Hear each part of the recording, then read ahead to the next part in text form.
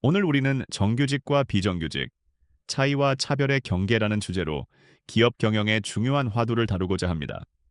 설명할 수 없는 차이는 곧 법 위반으로 이어지며 이는 우리 조직의 치명적인 리스크가 될 수 있습니다. 합리적 기준에 근거한 차이와 불공정한 차별을 명확히 구분하는 것이 경영자의 첫걸음입니다.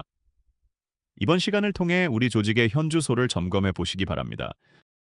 대부분의 기업 현장에서 정규직과 비정규직은 한 공간에서 함께 일하고 있습니다. 이때 발생하는 근로 조건의 격차가 과연 정당한 것인지 자문해 보아야 합니다. 우리 법 체계는 합리적인 근거가 있는 차이는 인정하지만 정당한 이유 없는 차별은 엄격히 금지하고 있습니다. 경영진은 이 경계선을 명확히 이해하고 관리할 책임이 있습니다. 차별 여부를 판단하기 위해서는 세 가지 단계를 거쳐 체계적으로 검토해야 합니다. 이 3단계 검토 프로세스는 법적 분쟁을 예방하고 조직의 공정성을 확보하는 핵심 기준이 됩니다. 각 단계별 질문에 우리 조직이 어떻게 답할 수 있는지 면밀히 살펴보는 과정이 필요합니다. 지금부터 그 구체적인 판단 기준을 하나씩 짚어보겠습니다. 첫 번째 단계는 비교 대상이 존재하는가를 확인하는 것입니다. 비정규직 근로자와 동일하거나 유사한 업무를 수행하는 정규직 근로자가 있는지 파악하는 것이 우선입니다. 명칭이 다르더라도 실제 수행하는 주된 업무 내용에 본질적 차이가 없다면 비교 대상이 될 수 있습니다. 현장의 실제 직무 수행 현황을 객관적으로 분석하는 것이 중요합니다. 두 번째 단계는 불이익한 처우가 있는가를 살펴보는 과정입니다. 임금과 성과급은 물론 명절 상여금, 식대, 교통비 등 복리후생 전반에 걸쳐 차별이 있는지 확인해야 합니다. 단순히 개별 항목뿐만 아니라 전체 임금 체계를 종합하여 총액 기준으로 불이익 여부를 판단하기도 합니다. 사소해 보이는 복리후생 항목에서의 차별이 법적 리스크의 시작이 될 수 있음을 명심해야 합니다. 마지막 세 번째 단계는 가장 중요한 합리적 이유가 있는가에 대한 검토입니다. 차별이 성립하지 않으려면 업무의 성격, 권한과 책임, 필요한 자격 요건 등 객관적이고 구체적인 이유가 뒷받침되어야 합니다. 단순히 계약직이기 때문에 혹은 예산이 부족해서와 같은 막연한 사유는 법원에서 합리적 이유로 인정되지 않습니다. 경영자는 모든 처우의 차이에 대해 논리적인 설명 근거를 확보하고 있어야 합니다. 그렇다면 비정규직 차별이 왜 기업 경영에 위험한 요소인지 직시해야 합니다. 많은 기업들이 문제가 불거지기 전까지는 이를 간과하는 경향이 있으나 이는 생각보다 심각한 리스크를 내포하고 있습니다. 비정규직 차별은 언제 터질지 모르는 조직 내의 조용한 시한폭탄과 같습니다. 이 폭탄이 터졌을 때 발생할 파급 효과는 기업의 존립을 위협할 수 있습니다.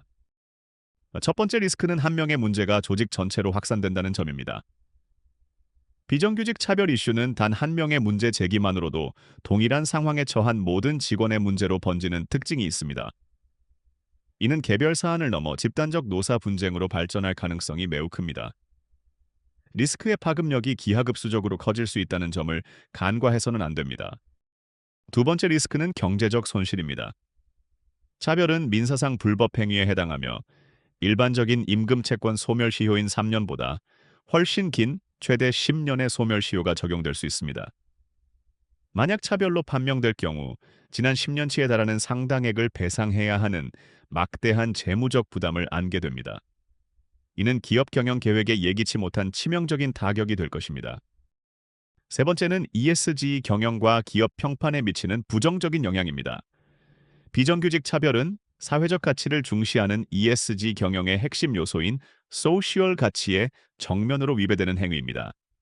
한 번 실추된 기업 평판은 회복하기 매우 어려우며 인재 채용과 지속 가능한 성장에도 악영향을 미칩니다. 공정한 조직 문화 구축은 이제 선택이 아닌 생존의 문제입니다.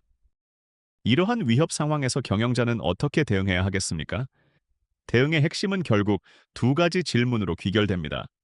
우리 조직 내에 잠재된 차별 요소가 존재하는지, 그리고 차이의 합리성을 증명할 객관적인 자료가 준비되어 있는지 확인하는 것입니다. 막연한 추측이 아닌 데이터와 증거를 바탕으로 현상을 냉철하게 진단해야 합니다. 지금 바로 우리 조직의 대응 역량을 점검해 보시기 바랍니다. 구체적인 실천 방안 첫 번째는 차이의 합리성을 검토하고 문서화하는 것입니다. 정규직과 비정규직 간의 처우 차이가 업무 내용, 난이도, 책임 범위 등 실질적 기준에 따른 것인지 재점검해야 합니다. 특히 직무기술서와 같은 객관적인 근거 자료를 사전에 구축하여 언제든 그 합리성을 입증할 수 있도록 철저히 대비해야 합니다. 기록되지 않은 정당성은 보호받기 어렵습니다. 두 번째 실천 방안은 설명 불가능한 차별의 신속한 개선입니다. 자체 검토 결과 합리적으로 설명되지 않는 차별 요소가 발견되었다면 더 큰 법적 분쟁으로 번지기 전에 선제적으로 조치하는 것이 최선입니다. 리스크를 인지하고도 방치하는 것은 더 큰 경영 손실을 초래할 뿐입니다. 신속하고 과감한 개선 조치만이 조직을 보호하고 신뢰를 회복하는 길입니다. 결론적으로 예방이 최선의 대응입니다.